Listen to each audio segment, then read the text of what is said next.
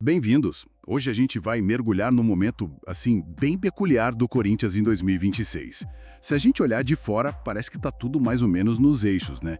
O time se classificou para as quartas de final do Paulistão. Mas, quando a gente olha com uma lupa, a história é bem outra. É um time que parece que joga com o freio de mão puxado, sabe?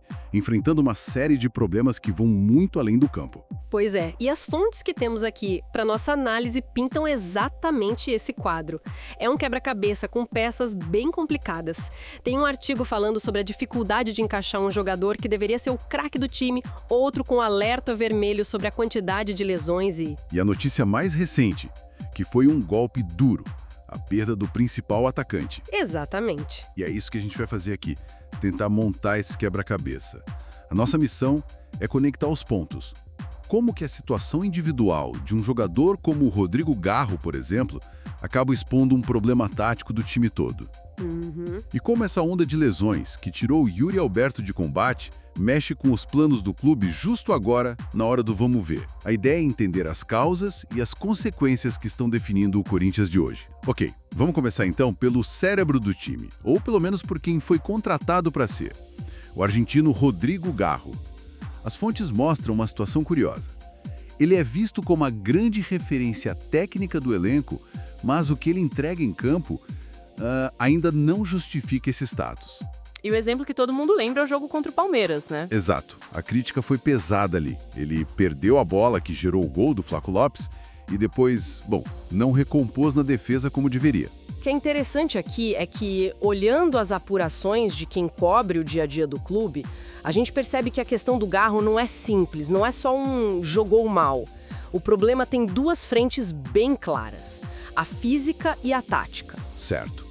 Começando pela parte física, existe um consenso dentro do clube de que ele está longe da sua melhor forma. Mas essa questão física dele surgiu assim, do nada, ou já havia sinais de que ele não estava 100%? Já havia sinais, e bem claros. Ele já carregava um problema no joelho desde 2025. Ah, entendi. E para piorar, ele perdeu todo o começo da pré-temporada de 2026 por causa de uma cirurgia. No pulso esquerdo, né? Eu li sobre isso. Isso, no pulso esquerdo. Isso atrasou toda a preparação dele.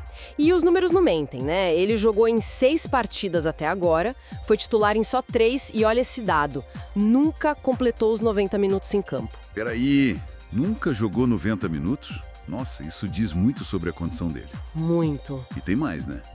Nos jogos mais pesados, contra Flamengo e Palmeiras, ele foi reserva. Exatamente. O Dorival Júnior e sua equipe estão tratando ele com o máximo de cuidado. Eles sabem que forçar a barra agora pode ser pior. Mas aí entra a segunda frente do problema, a tática. Certo. A presença dele em campo, nesse momento, parece criar um certo desequilíbrio no time. Como assim? Explica melhor esse desequilíbrio. Bom, o Corinthians parece ter encontrado uma estabilidade maior com o Breno Bidon e o André no meio-campo. Eles dão mais segurança. E isso, fecham melhor os lados do campo. Quando o Garro joga, principalmente junto do Yuri Alberto e do Memphis Depay, o time tende a se arrumar num 4-3-1-2.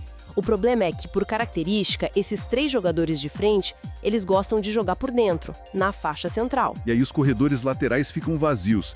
Vira um convite para o adversário atacar. Exatamente, vira uma avenida. O time perde a compactação pelos lados, fica vulnerável contra equipes que sabem usar a velocidade dos pontas. Então, a discussão interna não é só o Garro estar bem fisicamente, mas também como fazer o Garro jogar sem quebrar a estrutura defensiva do time. Ok, entendo o dilema tático, mas para o torcedor que vê o Garro como o craque do time, a solução não deveria ser o contrário? Não seria o caso da tática se adaptar ao melhor jogador, em vez de deixar ele no banco por causa do sistema? Fica uma sensação de frustração, sabe? Essa é a pergunta de $1 milhão. E é o que o Dorival deve se perguntar todo dia.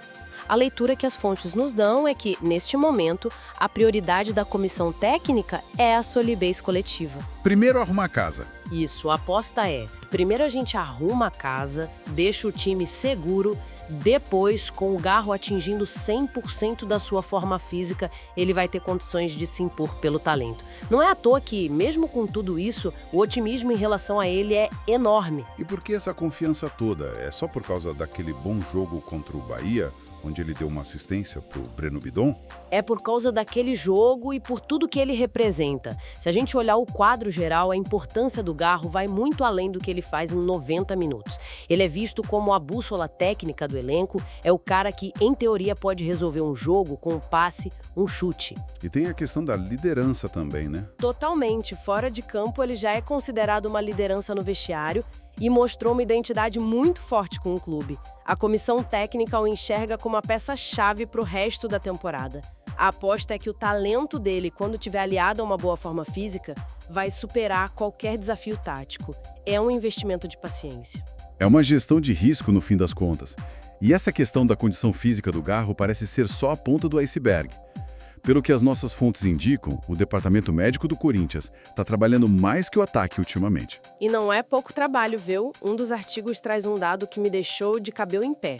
O número de lesões musculares no Corinthians dobrou nos primeiros 45 dias de 2026, em comparação com o mesmo período do ano passado. Dobrou?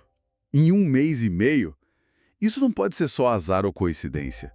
Tem que ter um motivo por trás disso. E tem. Os números mostram a dimensão do estrago. Em apenas 11 jogos, já foram 4 lesões musculares. E não estamos falando de jogadores reservas, não. A lista é preocupante. Pode falar. Primeiro, o zagueiro Kaká, com o estiramento no músculo oblíquo lá em 18 de janeiro. Depois, o jovem Caio César, lesão na coxa direita, em 5 de fevereiro. Uma semana depois, Breno Bidon, um dos pilares do meio-campo, também com estiramento na coxa direita. Nossa. E para fechar, a mais grave de todas, a do Yuri Alberto, dia 15. Uma lesão de grau 2 no bíceps femoral da coxa esquerda. Caramba, é uma lesão atrás da outra. Isso levanta a pergunta óbvia: o que está acontecendo no Corinthians? Qual é a explicação para essa epidemia? A explicação que as fontes trazem é a da tempestade perfeita. Basicamente, a combinação de 2 fatores que são veneno para a preparação física de qualquer time.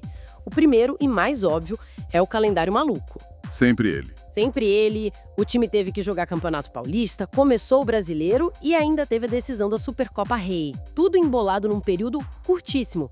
É uma sequência de jogos de alta intensidade, sem tempo para respirar. E o segundo fator, imagino, é a consequência direta do primeiro.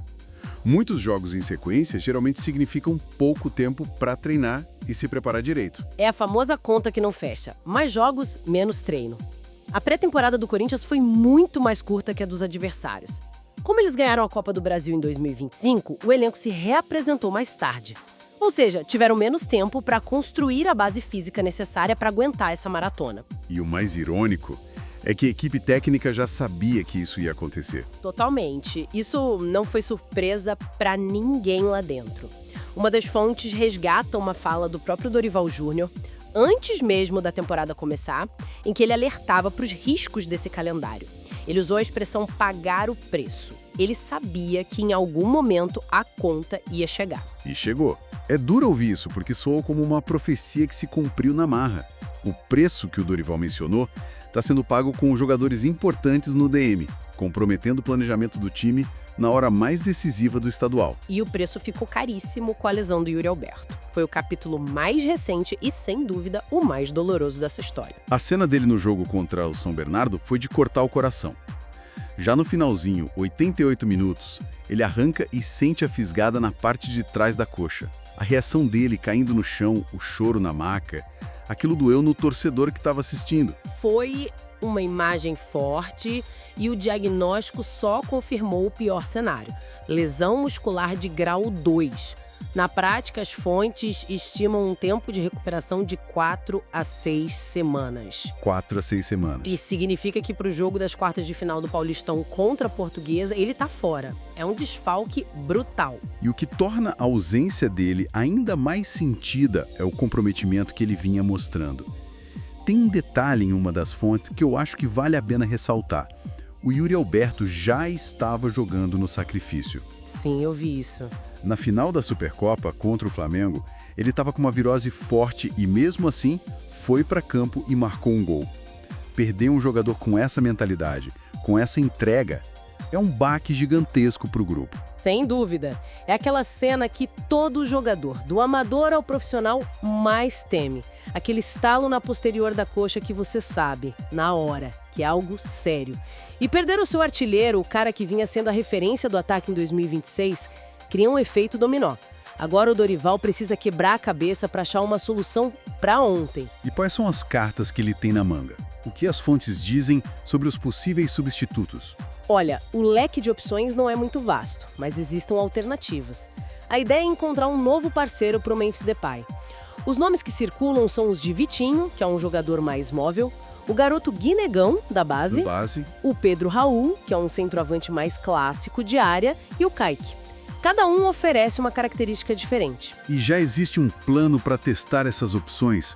Não dá para chegar no jogo da classificação e apostar no escuro. Exato. E aí o calendário, que foi o vilão da história, pode dar uma pequena ajuda.